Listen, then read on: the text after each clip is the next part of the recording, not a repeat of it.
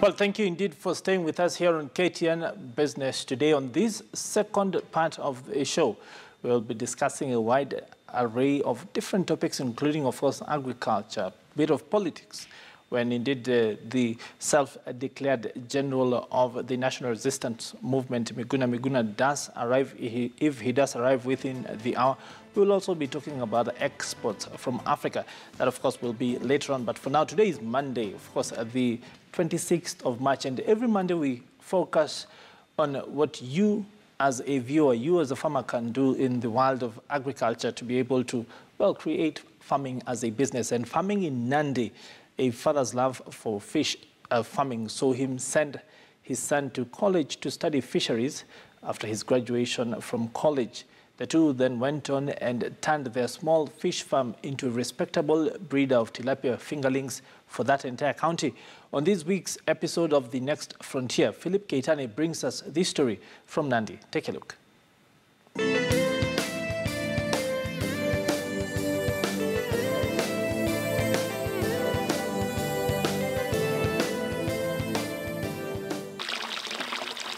Commercial fish farming in Kenya is not a new business idea.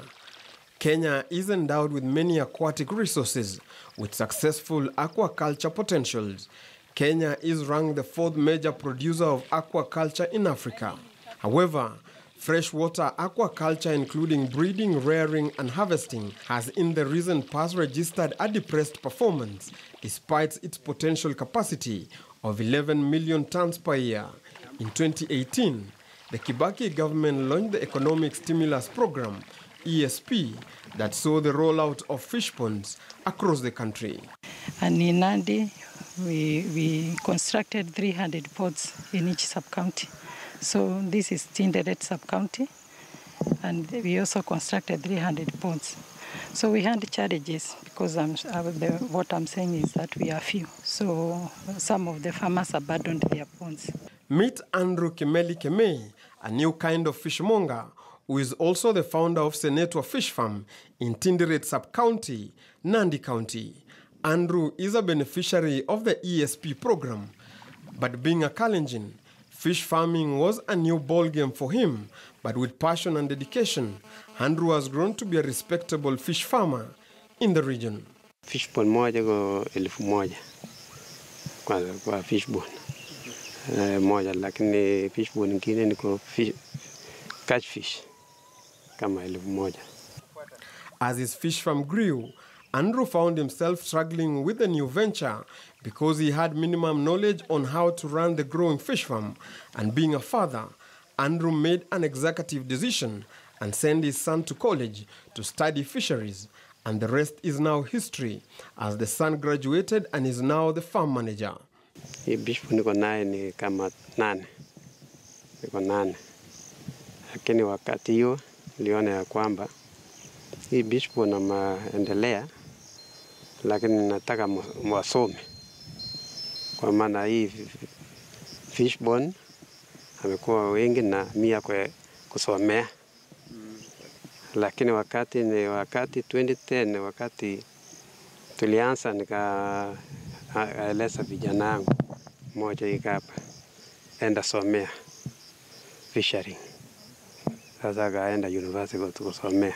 In the midst of declining capture from the wild, inland and marine fisheries, owing to effects of overharvesting, pollution of water by human activities, and reducing water levels coupled with increased consumption caused by changing eating habits, Shadrack Kipkruimeli, now the manager of Senetwa Fish Farm, has risen to the occasion and has capitalized on this shortfall and has turned his father's fish farm to the largest fish hatchery in the region.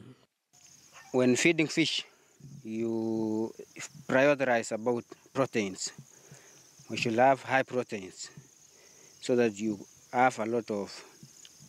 gain a lot of weight within a short time. The farm is predominantly a tilapia farm with a few catfish. Shadrack tells me tilapia is one of the very tasty and fast-growing fish species, so it has a great demand to the fish farmers and consumers.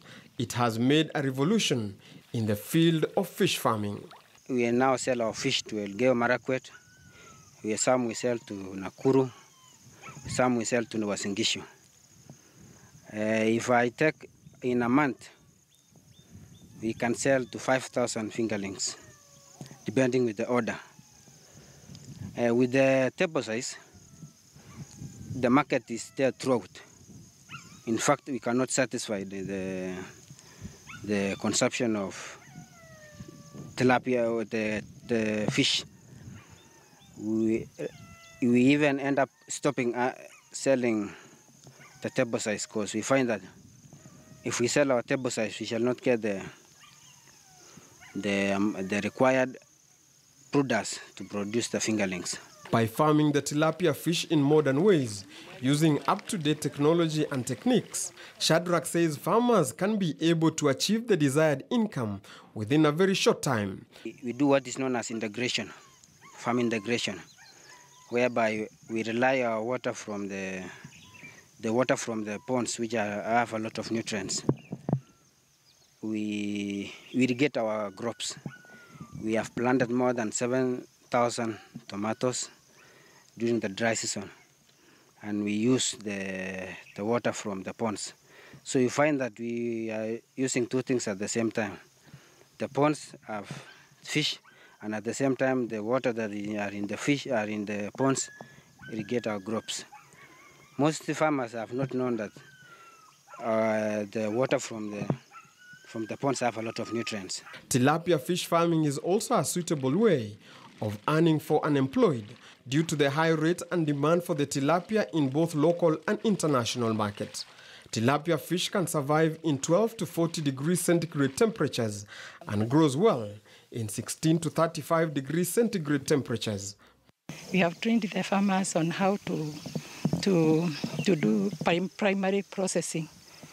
Like that is like how they can, after getting their fish from water, how they can gut the fish, remove those intestines, remove the scales. We have showed them how to preserve those fish, and then we have also taught them how to cook. Yeah, and we have also demonstrated on eating. We have been giving them free fish. So from that, we have been trying to kill that culture. That the fish were only for rules. Now Nandis have embraced fish, and as you have said, you have heard the manager say, they don't even satisfy the local market.